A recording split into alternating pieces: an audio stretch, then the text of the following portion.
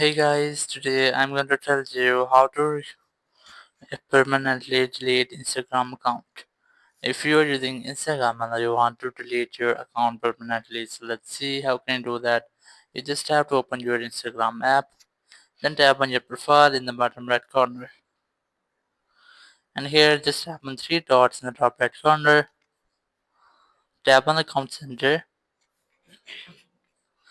then tap on personal details, and here just select account ownership and control, then tap on deactivation or deletion option.